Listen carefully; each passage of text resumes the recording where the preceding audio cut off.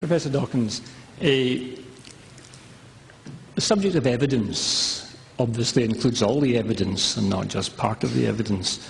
And so I read your book with interest to see what you had to say with regard to the Christian God. And you confessed that you were going to dismiss the Bible at a very early stage. What interested me was that you never addressed the central two arguments that the Bible uses for the existence of God. The primary argument which the Scripture uses with regard to the existence of God is, maybe I'll preface it for the benefit of yourself and the scientists around. Newtonian physics can predict the future.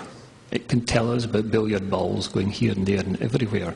And wherefore we got a mechanical view of the universe. But we all know that quantum physics tells us it's very different from that, and we cannot actually predict things at the sub-molecular level. Therefore, we're talking about the difficulty of prediction. We can predict things pretty well, but not everything. That's the central argument that the Bible uses for the existence of God. And he brings forth this very concept, and contrary to all the other gods, that he predicts the future. And that is, you'll probably recognize this argument in another form, and that is the prediction of prophecies. Prophecies being made many hundreds of years before, being fulfilled. That is set forth as one of the major. Could you comment on that? I must say I'm rather astonished that anybody could seriously offer biblical prophecy as evidence for anything. Excuse me, that's not the argument. The argument is predicting the future is something we cannot do. God says it's a prerogative that he can do. He has demonstrated this. Well, where has he demonstrated it? Well, that can be demonstrated by people who are familiar with Scripture, that it's not very difficult. Well, go ahead. Right, I'll do that, if you'll forgive me. Right? These are very familiar arguments to most Christians, and that's why I'm saying quite surprising you don't deal with it. Well, they may be familiar to most Christians, but they're pretty well rubbished by biblical scholars who've actually studied the texts. Well, for example, the alleged fulfillment of Old Testament prophecies in the New Testament are all due to the fact that the writers of the New Testament knew the Old Testament prophecies very well and wrote the New Testament in order that they should look as though they'd been fulfilled. We're familiar with that argument, but yet you put a challenge forward. The argument is very, very familiar to many, many Christians who can see. You've put a challenge forward. Let me try to do it briefly. You're conscious it's a bigger argument, but we'll need to try to be brief for yourself. Well, we do need to be brief, sir, certainly, yes. Scholars can tell us the text of the Old Testament was written before the Septuagint was translated, as you know, 300 years BC. Therefore, the prophecies in the Old Testament we know were written before that date. I mean, that is an undisputed fact. They were written before. Your question was, that the New Testament text has been doctored to fit in with these prophecies. We don't need New Testament texts to prove the Old Testament prophecies being true. The early disciples never used a New Testament text. They used the Old Testament.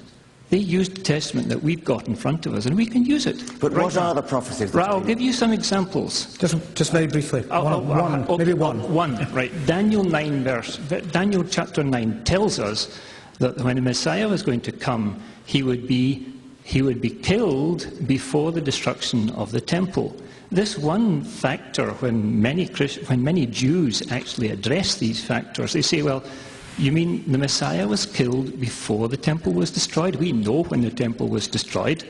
There is a prophecy, but one prophecy is maybe not enough. Well, I'm afraid it's all we're going to have to settle for that. We'll just get a response from Professor Dawkins. But to be fair, the point is that... Well, no, sorry, sir, I'm going to just ask for a response. It's just we do have quite a few people waiting and time is against us, so if you wouldn't mind. Sorry. When people allege that prophecies have been fulfilled, or indeed any kind of allegedly uncanny coincidence, they're usually a lot more uncanny than that particular one from Daniel, which could have meant absolutely anything as far as I can see. But even if Daniel had prophesied something really, really impressive, then one would still say it doesn't have to be that impressive, because there are so many prophecies, or so many verses which could be taken to be prophecies and which don't come true. You only notice the ones that do. This particular one seemed to me to be about as unimpressive as one could imagine. But the reason it was even a much more mentioned was impressive because one than there's that. evidence about the dating of the prophecy. We've got evidence with regard to its fulfilment, and that can be said about many prophecies. Well, Sir, well, I'm going to just draw a veil over that one for the moment. I'm sorry, but it's just I do want to move on. But thank you very much indeed for that. Thank you, Phil. Lady over here.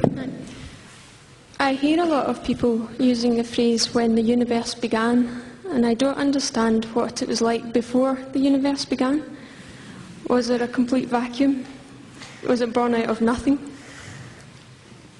I don't understand what it was like before the universe began.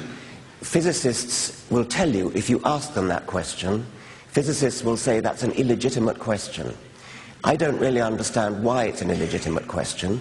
They say that the word "before" doesn't have any meaning before the Big Bang, because time itself began at the Big Bang.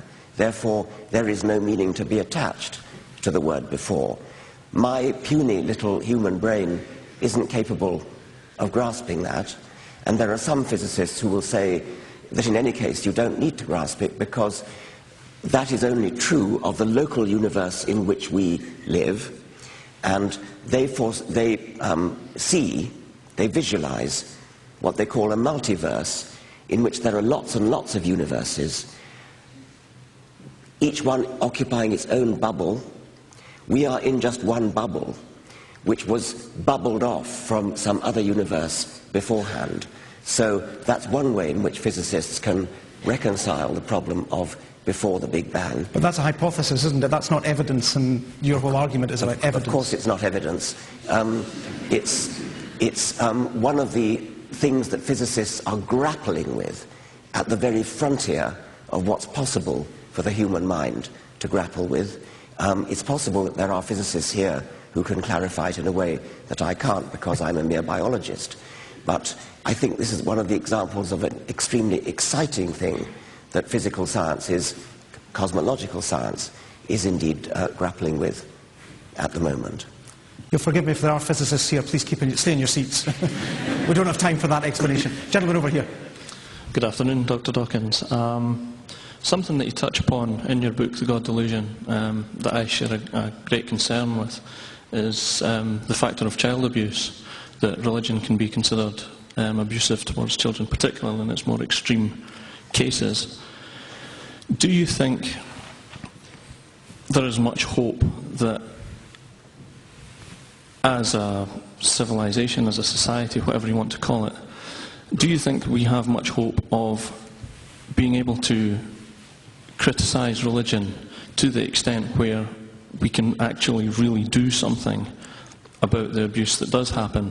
For example, in sub-Saharan Africa, there are cases of children being stoned to death and burned at the stake because they're witches, and so on and so forth. A lot of these things happen, and not in the name of religion, surely.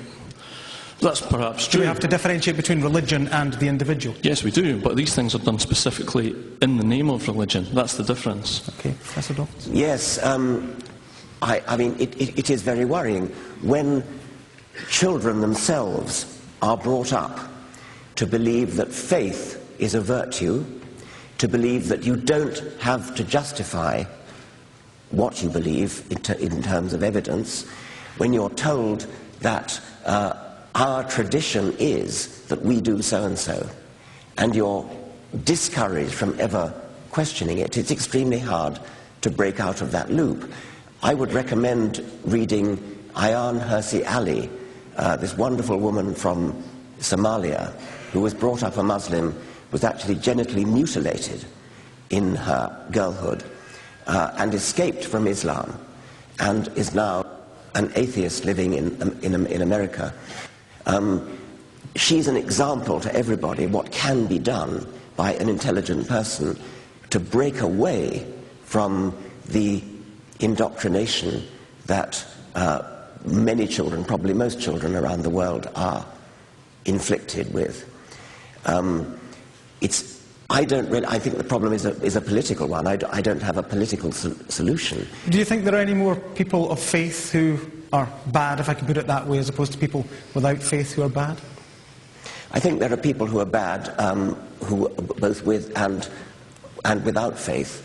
If I could quote Steven Weinberg, the famous Nobel Prize-winning physicist, he said, "Good people do good things, and bad people do bad things. But for good people to do bad things, that takes religion." Can we go to this gentleman up here?